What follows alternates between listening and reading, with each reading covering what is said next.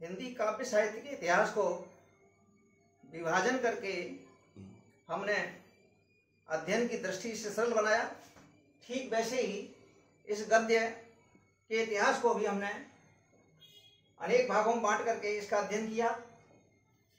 सरलता की दृष्टि से सबसे पहला था पूर्व भारतेंदु युग। पूर्व भारतेंदु युग 1800 ईस्वी से 1867 ईस्वी तक। दूसरा है भारतेंदु युग। भारतेंदु युग 1867 से 1900 ईस्वी तक। तीसरा है द्विवेदी युग 1900 से 1922 ईस्वी तक। शुक्ल युग 1922 ईस्वी से 1938 ईस्वी तक। और शुक्लोत्तर युग 1938 ईस्वी से आज तक का युग है। इनके अलग अलग नाम भी हैं। भारतेंदु युग को पुनर्जागरण काल कहा। हिंदी का ये पुनर्जागरण था, दोबारा से हिंदी शुरू हुई थी। और द्विवेदी युग जागरण सुधार काल, इसमें कुछ सुधार किए गए। और शुक्ल युग को छायावादी युग के नाम से पहले से ही जाना जाता था। और शुक्लोत्तर युग को छायावादोत्तर और स्वतंत्रोत्तर युग के नाम से जाना जाता है। पूर्व भारतेंदु युग में हिंदी का विकास कैसे हुआ, इसके कौन कौन सहायक थे, कौन कौन सहयोगी थे। तो पूर्व भारतेंदु युग में सबसे पहले राजा लक्ष्मण सिंह और राजा शिव प्रसाद सितारेहिंद। राजा लक्ष्मण सिंह राजस्थान के राजा थे और राजा शिव प्रसाद सिंह सितारेहिंद ये बनारस के डिविजनल एजुकेशन ऑफिसर यानी शिक्षा अधिकारी थे। ये शिक्षा काम देखते थे सरकारी तौर पर। राजा लक्ष्मण सिंह धन देते थे और ये शिक्षा में सुधार करने के लिए प्रयास करते थे।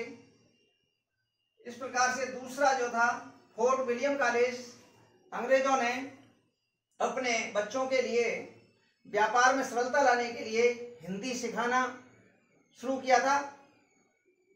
तो हिंदी सिखाने के लिए उन्हें विद्यालय की आवश्यकता पड़ती थी। तो उन्होंने 1800 ईस्वी में फोर्ट विलियम कॉलेज की स्थापना की कलकत्ता में। इसके प्रधानाचार्य जॉन गिलक्राइस्ट रखे गए और अध्यापकों में राम प्रसाद निरंजनी, जिनकी पुस्तक थी भाषा योग वासिष्ठ। दूसरे थे लल्लू लाल, जिन्होंने प्रेम सागर पुस्तक लिखी, व्यवहारिक किताब थी ये। तीसरे थे मुंशी सदाशिव लाल, ये मुंशी कहलाते थे, इनका पढ़ाने का ही काम था। इन्होंने सुख सागर लिखी। सदल मिश्र ने नासकेतो व्याख्यान ये पुस्तकें लिखी। दूसरे आर्य समाज में महर्षि दयानंद, जिन्होंने सत्यार्थ प्रकाश लिखा। और ब्रह्म समाज ये राजा राम मोहन राय ने बनाया था। पांचवा है प्रार्थना समाज, रामकृष्ण मिश्र, ये कलकत्ता में था। और अगला है छठा थियोसॉफिकल सोसाइटी, जिन्होंने हिंदी को विकास में अपना योगदान दिया। अब हम देखें कि हिंदी का जो पहला मौलिक उपन्यास है वो भाग्यवती है। ये श्रद्धाराम फुल्लेरी का है। यदि परीक्षा गुरु आता है मौलिक उपन्यास में और श्रद्धाराम फुल्लेरी का नाम नहीं है तो परीक्षा गुरु पहला लोग जानते हैं। श्रद्धाराम फुल्लेरी को लोग कम जानते हैं, ये पंजाब के थे, लेकिन इनका उपन्यास पहला है श्रद्धाराम फुल्लेरी का। ये मौलिक उपन्यास है पहला। दूसरा है परीक्षा गुरु, लेकिन आजकल लोग परीक्षा गुरु को ही पहला मानते हैं। वो ऑप्शन देखना पड़ेगा कि क्या दे रखा है।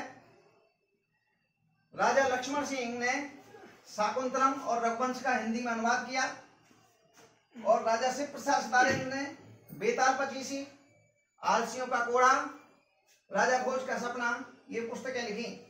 उसी समय एक प्रथम पत्रिका का नाम आता है, पत्र या पत्रिका का नाम आता है, वो कानपुर से निकलती थी। जुगल किशोर ने जिसके संपादक थे उदंत मार्तंड, ये 1826 ईस्वी में हिंदी की प्रथम पत्रिका मानी जाती है। इसने भी बड़ा हिंदी के विकास में बड़ा योगदान दिया। इस प्रकार से हिंदी का विकास हुआ। पूर्व भारतेंदु युग के विषय में आज हमने आपको बताया। अगला है भारतेंदु युग, उसके विषय में बताएंगे आगे।